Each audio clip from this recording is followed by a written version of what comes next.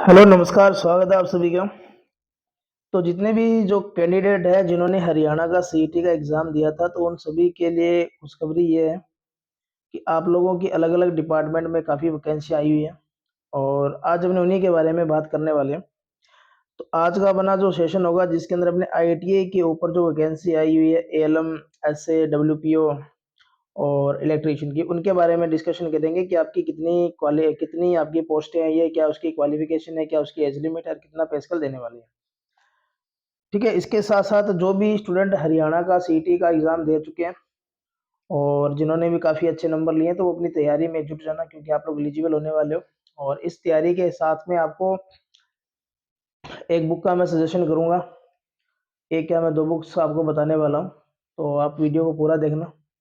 तो सबसे पहले अपने यहाँ बात करेंगे कि आपकी कौन-कौन सी भर्तियाँ आई हुई है, आईटीआई के ऊपर बेस। तो सबसे पहले ये देखिए कि यहाँ जो आई हुई है एचवीपीएनएल और इसके अंदर असिस्टेंट लाइनमैन की ये भर्ती है। और इसके अंदर देखो क्या मांगा गया कि मैट्रिक विथ 2 ईयर आईटीआई, यानी कि मैट्रिक का मतलब होता है 10वीं के साथ आपकी आईटीआई होनी चाहिए। इलेक्ट्रीशियन या वायरमैन ट्रेड, ठीक है, जो 2 साल की ट्रेड होती है। इलेक्ट्रीशियन या वायरमैन, क्योंकि कुछ आईटीआई की ट्रेड ऐसी है जो 1 साल की होती है। 2 years vocational course under that trades और ट्रेड ऑफ लाइनमैन और इलेक्ट्रीशियन। तो यहाँ आपका जो भी आईटीआई का कैंडिडेट है जिन्होंने इलेक्ट्रीशियन या वायरमैन के अंदर जिन्होंने आईटीआई कर रखी है, तो उनके लिए काफ़ी अच्छी ये बात है। इसके अलावा देखिए कि इसके अंदर दे रखा है कि national apprenticeship certificate awarded under the apprenticeship act 1961 from any institute with a minimum 60% marks in respect of general category. General candidate जो है general category and other category candidate and 55% marks of SC candidate of Haryana domestic recognised by the state of government. यानी कि अगर मैं मोटी-मोटी बात करूँ तो अगर आपने इलेक्ट्रीशियन ट्रेड के अंदर या वायरमैन ट्रेड के अंदर आईटीआई कर रखी है, तो आप लोगों को काफ़ी फ़ायदा होने वाला है, इस फार्म को भर सकते हो। और यहाँ जो पोस्टों की संख्या है वो 740 है, एज लिमिट भी काफ़ी ज़्यादा है, यानी 18 साल से लेकर के आप लोग 42 साल के भी हैं अगर आप लोग इस फार्म को भर सकते हो। और इसका जो पे मैट्रिक्स लेवल 4 जो है वो 25,500 से लेकर 81,100 तक। ठीक है, इसके अलावा देखिए इसके अंदर दे रखा है the state eligibility test in computer appreciation and application, यानी कि स्टेट एलिजिबिलिटी टेस्ट, यानी कि अगर मैं मोटी-मोटी बात करूँ तो यहाँ आपको सीईटी के बारे में बात की जा रही है। अगर आपने सीईटी क्वालीफाई कर रखा है तो उस समय होगा। इसके अलावा एक चीज़ और देखिए, इसमें दे रखा है कि knowledge of Hindi and Sanskrit, matric standard और हाई एजुकेशन, यानी कि अगर आपके पास हिंदी होनी चाहिए या संस्कृत होनी हिंदी या संस्कृत होनी चाहिए आपके पास। तो 10th के अंदर आपके पास हिंदी या संस्कृत होना बहुत ज़रूरी है।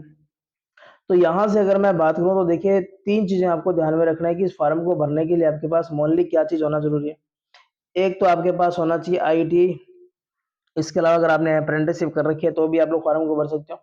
दूसरा आपके पास होना चाहिए सीईटी और तीसरा आपके पास जो 10th या आपकी जो हाई एजुकेशन जो है जहाँ आप लोग कर सकते हो वहाँ हिंदी या संस्कृत होना बहुत ज़रूरी है।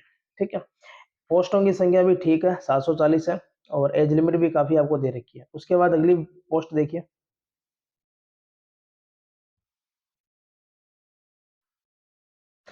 अगला देखिए ये आ रखा है आपको यूएचबीवीएनएल, ठीक है? ये उत्पादन के अंदर है और इसके अंदर भी लाइनमैन की है। 3512 पोस्ट है, सबसे ज़्यादा पोस्टें इसी के अंदर है और इसके अंदर जो एज लिमिट है वापस सेम है। क्वालिफिकेशन अगर आप लोग देखेंगे तो वो भी सेम है यहाँ पर। और इसमें जो अप्रेंटिसशिप है उनके अंदर तो 60% चाहिए और जो आपका जो अदर कैटेगरी जो है उसके अंदर आपको 25% होना, आपका सॉरी 55% होना ज़रूरी है। किसके अंदर? अप्रेंटिसशिप के अंदर। इसके अलावा देखिए कि हिंदी या संस्कृत का नॉलेज होना ज़रूरी है। ठीक है? उसके बाद में देखिए इसके बारे में दे रखा है the relaxation in the age of the constructional worker engaged by any Haryana power utility director by any director और by outsourcing through contractor be given, यानी कि आपको यहाँ देखिए कि 1 year of age relaxation for each completed year of service in the respective category by the guaranteed subject to minimum 5 year with the writer. तो qualification होती है, यानी कि जो आपको एज के अंदर छूट है वो यहाँ से आपको दिखाया गया है कि एज के अंदर आप लोग किस प्रकार से छूट ले सकते हो। तो ये तो 2 चीज़ें होगी जिसके अंदर अपने ने असिस्टेंट लाइनमैन की भर्तियाँ देख ली, एक तो 740 पोस्ट है, दूसरी 312 सॉरी 3512। अब अपने आगे देखेंगे कि कौन-कौन सी भर्तियाँ आपके पास और है। उसके बाद अगली जो आपकी पोस्ट है, जो अलग-अलग डिपार्टमेंट के अंदर है, यहाँ देखो लिखा है वेरियस डिपार्टमेंट्स। इलेक्ट्रीशियन की पोस्ट है और इसकी संख्या जो है वो 209 है। और इसके अंदर देखो जो पे की बात जो है वो यहाँ स्पष्ट रूप से नहीं दिखाई गई है एज डिपार्टमेंट सर्विस रोल। यानी कि देखो अलग अलग डिपार्टमेंट के अंदर होगी, तो इसका मतलब ये होगा कि जिस डिपार्टमेंट के अंदर आपका सिलेक्शन होगा तो उसके अकॉर्डिंग ही आपको यहाँ जो है पेमेंट या सैलरी दी जाएगी। उसके बाद में देखिए आपके पास क्या होना चाहिए, मैट्रिक्स होना चाहिए, इसके इक्विवेलेंट होना चाहिए। इसके बाद में यहाँ दे रखा है कि diploma in electrical trade from IT recognised university, यानी कि डिप्लोमा होना चाहिए। उसके बाद में 1 ईयर का एक्सपीरियंस होना चाहिए इलेक्ट्रीशियन के अंदर। इसके अलावा आपके पास नॉलेज होना चाहिए हिंदी संस्कृत का, जो आपके पास 10th के अंदर होगा।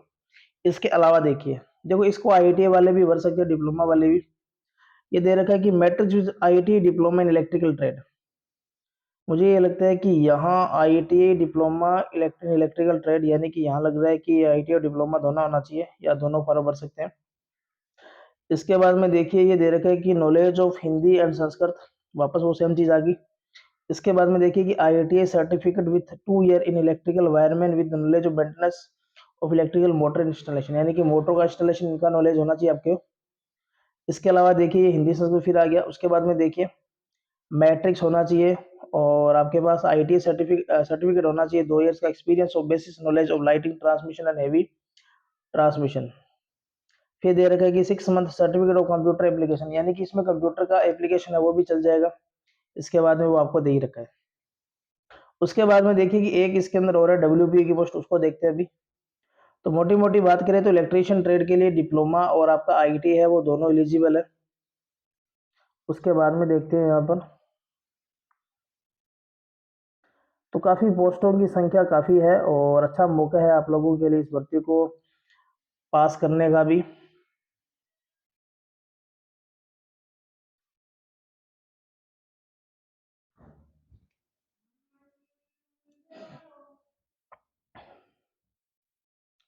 तो यहाँ हमने बात करेंगे, इसके अंदर एक डब्ल्यूपीओ की पोस्ट है वाटर पंप ऑपरेटर की, उसके बारे में देखेंगे। उसके अंदर भी पोस्टों की संख्या काफ़ी है और इसके अंदर अलग अलग ट्रेड के बच्चे भी इसको फॉर्म को फिल कर सकते हैं।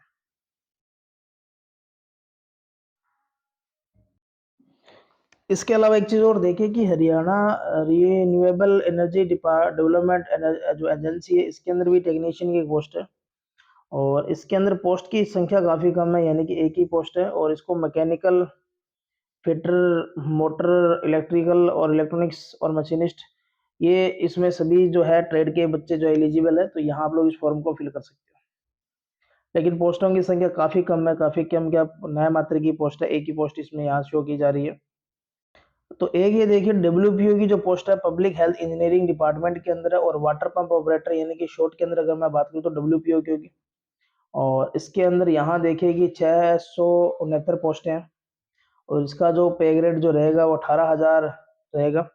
और इसके अंदर देखिए कि अगर आपने motor, tractor, diesel, mechanic, electric और वायरमैन, यानी कि 10वीं के साथ, यानी कि 10वीं जो होगी वो आपकी हिंदी और संस्कृत में होना चाहिए, चाहे आप लोग कोई भी फॉर्म को फिल कर रहे हो उन सबके अंदर। और दूसरा यहाँ से देखिए कि ये जो 5 ट्रेड आपको सामने दिखाई दे रही होगी, 5 क्या 6 होगी, मोटर हो गया, ट्रैक्टर हो गया, और डीजल हो गया, मैकेनिक हो गया, इलेक्ट्रिकल और वायरमैन, इन सभी के कैंडिडेट इस फॉर्म को फिल कर सकते हैं। ठीक है, तो ये अपना आज का सेशन था। इसके अलावा मैं आपको एक बुक का बताने वाला हूँ यहाँ पर, जो भी आईटीआई के कैंडिडेट इलेक्ट्रीशियन ट्रेड के हैं या वायरमैन ट्रेड के, तो वो इस बुक को परचेज कर सकते हो। तो काफ़ी अच्छी शानदार बुक है, तभी उसके बारे में बात करेंगे। तो ये हरियाणा के लिए स्पेशल बुक है, और इसके अंदर आपको देखो क्या चीज़ मिलेगी, एक तो थ्योरी मिलेगी यानी कि इलेक्ट्रिकल मिलेगा, उसके बाद में इसके एमसीक्यू मिलेंगे, और एमसीक्यू जो होंगे वो आपके टॉपिक वाइज होंगे। यानी कि पहले मान लीजिए कि डीसी थ्योरी का चैप्टर चल रहा है, तो उसके बाद में डीसी थ्योरी के क्वेश्चन होंगे, और क्वेश्चन जो होंगे वो अलग अलग एग्जामों में पूछेंगे वो क्वेश्चन है। इसके अलावा इसकी खास बात क्या है कि जितने भी जो न्यूमेरिकल होंगे उन सबका क्या मिलेगा, आपको सॉल्यूशन मिलेगा। और इसका डेमो अगर आपको चाहिए तो आपको इस नंबर पर आपको मैसेज करना पड़ेगा व्हाट्सएप पर, वहाँ आपको डेमो प्रोवाइड करवा दिया जाएगा, और डेमो देखकर आपको बुक को परचेज कर सकते हैं। इसके अंदर मैं थोड़ा सा कंटेंट दिखा देता हूँ। एक ध्यान में रखना है कि पिछले साल तक की जितनी जो इम्पोर्टेंट परीक्षाएँ हुई है, उन सबके क्वेश्चन भी आपको यहाँ देखने को मिलेंगे। और यहाँ से इसके अंदर टोटल 51 चैप्टर है और शुरू के अंदर आपको देखो इस तरीके का पार्ट मिलेगा, जिसके अंदर आपको फुल फॉर्म में होगी, आपको मात्रक हो गए, यानी कि इक्विवेलेंट यूनिट्स होगी, मिश्र धातुएँ, मटेरियल, तो इस तरीके का टॉपिक मिलेगा, जहाँ से आपको 5 से 7 नंबर आप लोग यहाँ से भी कलेक्ट कर सकते हो, शुरू के 10 टॉपिक जो है। शुरू के जो 7-8 पेज है यहाँ से, ठीक है? तो काफ़ी अच्छा कंटेंट है और शानदार चीज़ देखने को जितने भी सिंबल्स है वो सारों का एक ही टॉपिक के अंदर आपको देखने को मिलेगा। तो आप लोग इस बुक का डेमो जो है, जो आपको मैंने नंबर बताए वहाँ से आप लोग परचेज़ कर सकते हो, वहाँ से आप लोग इसको देख सकते हो। एक डेमो मैं आपको और दिखाता हूँ इसी के अंदर। जैसे मान लीजिए ट्रांसफार्मर का टॉपिक है और ट्रांसफार्मर के ए टू जेड तक पूरा डाटा मिलेगा। जैसे ट्रांसफार्मर की वाइंडिंग जो होती है, प्राइमरी किसको कहेंगे, सेकेंडरी, हाई वोल्टेज कौन सी होगी, लो टेंशन कौन सी होगी। इसके बाद ट्रांसफार्मर तेल की जब बात होगी तो तेल के अंदर क्या चीज़ होगा, तेल की मुख्य विशेषताएं आ जाएगी, तेल का काम क्या होगा, तेल का रंग क्या होगा, ठीक है। मतलब ए टू जेड तक आपको कंप्लीट डाटा मिलेगा। फिर देखिए इसके अंदर देखो यहाँ से क्वेश्चन स्टार्ट हो चुके हैं और जैसे यहाँ ये जो क्वेश्चन है वो ऑर्डिनेंस फैक्ट्री 2017 में पूछा गया था। तो इस समय यहाँ ये लिखा गया है कि किस एग्जाम के अंदर ये क्वेश्चन आपसे पूछा गया है। ये दिल्ली मेट्रो के अंदर आया था, जेई के अंदर, ये स्ट्रक्चर के अंदर आया था। तो ये सारा का सारा आपको वहां मिलेगा जो परीक्षा के अंदर क्वेश्चन आया था उसका। इसके बाद में देखिए, तो इसके अंदर देखो ऑब्जेक्टिव क्वेश्चनों की संख्या देखिए आप लोग 240 है, फिर इसके आंसर किए। उसके बाद में जितने भी जो न्यूमेरिकल आपको दिखाई दे रहे हैं उन सबके यहाँ सोल्यूशन होंगे। तो ये न्यूमेरिकल के यहाँ सॉल्यूशन दे दिए, जितने भी हैं आपको न्यूमेरिकल सबका डिटेल में अच्छे तरीके से सॉल्यूशन दिया गया।